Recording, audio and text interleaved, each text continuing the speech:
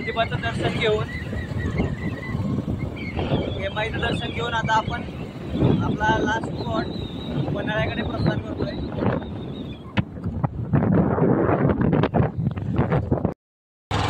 हा पन्हाळ्याकडेचा मार्ग वाघबीळ कोणत्या साईडलाच आहे. आणि हा जो मळा दिसतो तुम्हाला वरचा, हा ज्योतिबाचा डोंगर आपण क्रॉस करून खाली उतरलोय.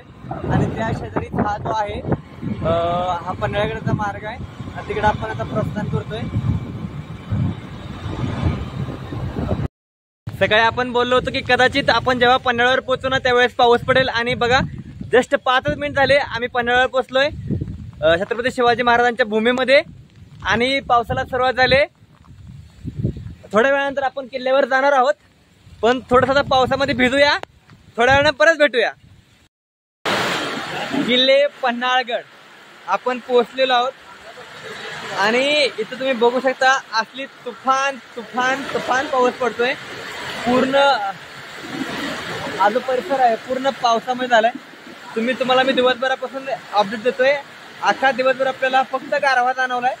पण आपण आता मला वाटतं की ह्या डोंगराच्या पूर्ण वरच्या टोकाला पोहोचलोय. आणि इथं एवढा पाऊस पडतोय. आता आपल्यापासून साधारणतः फक्त 1 किलोमीटर अंतरावर बाजीप्रभू देशपांडे यांचा पुतळा आहे.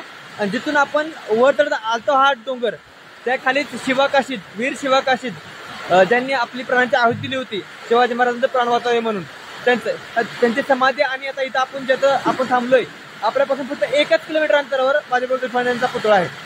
तर आपण थोडंसं थांबूया इथं पाऊस थांबेपर्यंत. आणि पाऊस थांबल्याच्या नंतर आपण परत मार्गस्थ होऊया. पन्हाळगडावरचा हा पहिला स्पॉट बघतोय, भारतरत्न डॉक्टर बाबासाहेब आंबेडकर उद्यान. याच्यानंतर आपण जातोय इथल्या विहिरीकडं. 3 मजला खाली विहीर आहे हे असं म्हणतात. तर आपण बघूया. आमचे छोटे बंधू निलेश कसबे समोर, पाठीमाग मी आहे. 3 दरवाजा जो आहे त्याच्या साईडलाच आपल्याला हा स्पॉट बघायला मिळतोय.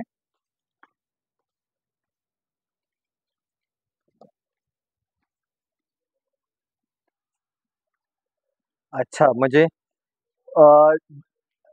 लोकांची सुरक्षितता लक्षात घेता आणि इथला जो काही मार्ग होता तो बंद केलाय. आणि तुम्ही बघू शकता की खाली जे आहे ते पूर्ण पाणी भरलेलं आहे खालच्या मजल्यावर. ही विहीर आहे आणि ह्या विहिरीचं पाणी असं म्हणतात तितके वर राहून देखील कधीही आटत नाही. आणि सगळ्यात महत्त्वाची गोष्ट म्हणजे काय की हे पाणी पिण्यासारखं आहे.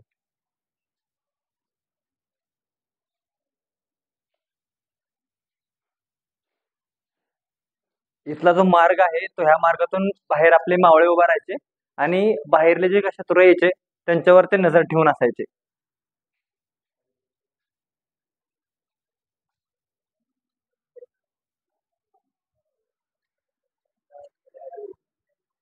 तुम्ही बांधकाम बघू शकता की हे बांधकाम जेव्हा आपले शिवाजी महाराज होते त्यांच्या काळामध्ये केलेलं आहे. ते बांधकाम अजूनही टिकून आहे. खरंच आपण त्या मावळ्यांचं ज्यांनी ह्या किल्ल्यांचं बांधकाम केलं होतं ते खरंच असं म्हणजे वाख्यामध्ये किती चांगल्या पद्धतीने त्यांनी बांधकाम केलं असेल.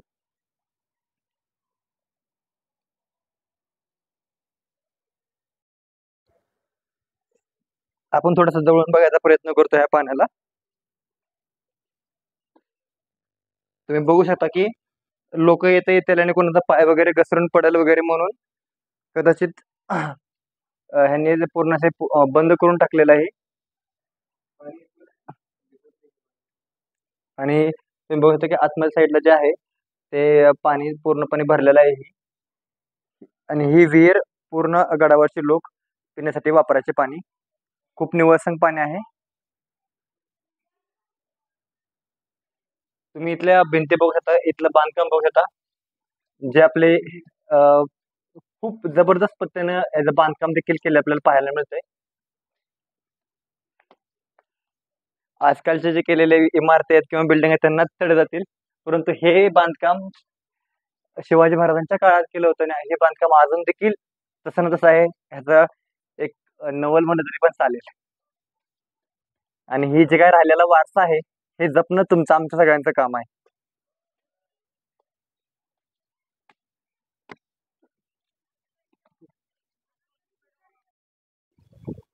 आता आपण पुढला पार्ट बघतोय.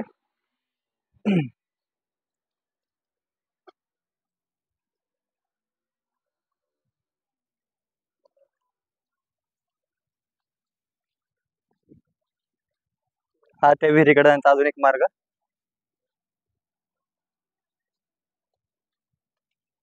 आता आपण तटबंदीवर चढतोय.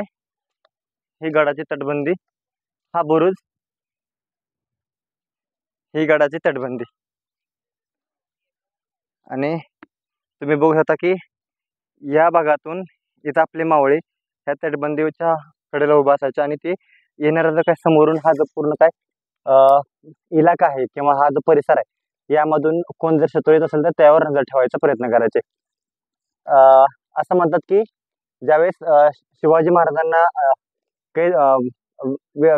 नजर कैद झाली किंवा पन्हाळ्याच्या वेढा दिला गेला सिद्धी जोहरने, तेव्हा हे जे तुम्हाला समोरलं जे जंगल दिसते या जंगलाच्या कडाकपारीमध्ये सिद्धी जोहरचे सगळे जे काही सैनिक होतं त्यांनी तंबू वगैरे ठोकलेले आपल्याला पाहायला मिळतात. ही जी काय तटबंदी आहे ते बघू शकता तुम्ही. तटबंदी इथपासून ते पूर्ण तो तिकडे टॉवर दिसतो टॉवर पर्यंत अवेलेबल आहे. प्रशस्त आणि एकदम ते तिकडल्या कोपऱ्यापर्यंत ना.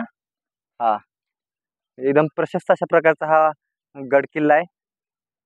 ज्या गड किल्ल्यामध्ये आपले राजे कैद झाले होते आणि या किल्ल्यामधूनच तेव्हा जे त्यांनी स्वतःचा प्रयत्न केला. आता प्रस्थान करतोय 3 दरवाजाकडे. पन्हाळगडचा हा 3 दरवाजा खूप फेमस आहे.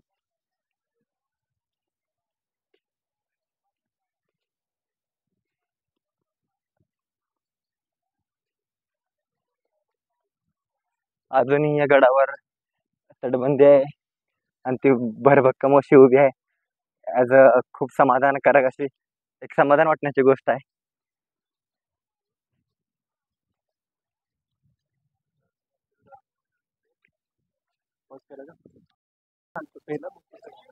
बघा आता हा 3 दरवाजा आहे.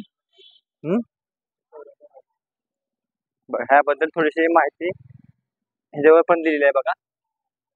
हा 3 दरवाजा आहे. पन्हाळगड उत्तर, पूर्व आणि पश्चिम हे 3 दुहेरी प्रवेशद्वार आहेत. पश्चिम दिशेकडील 3 दरवाजा हे गडाचे मुख्य प्रवेशद्वार आहे. ह्याबद्दलची पूर्ण माहिती येत आहे. तुम्ही वाटलास तर व्हिडिओ पॉज करून तुम्ही ह्याची माहिती परत पाहू शकता.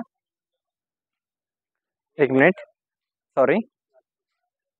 तुम्ही बघू शकता पाठीमाग पण किती अजून देखील ती बांधलेल्या सगळ्या गोष्टी तशा आपल्याला पाहायला मिळतात.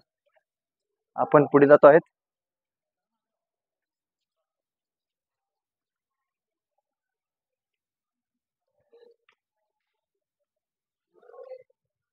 इकडे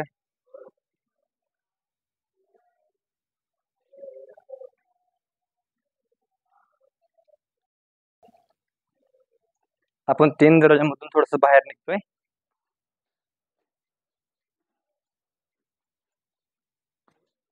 पहिला दरवाजा, दुसरा दरवाजा, तिसरा दरवाजा.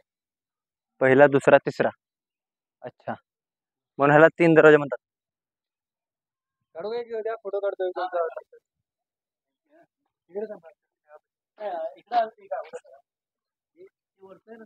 बघा ही तटबंदी, हा बुरुज इतका वरपर्यंत आहे.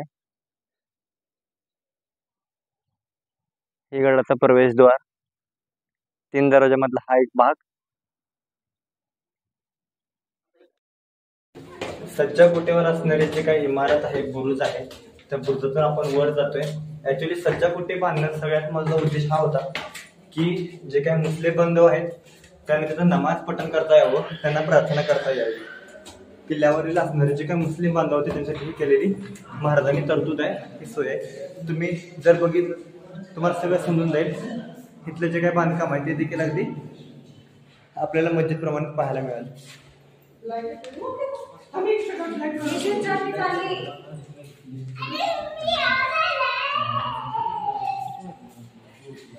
इथून पाहू शकता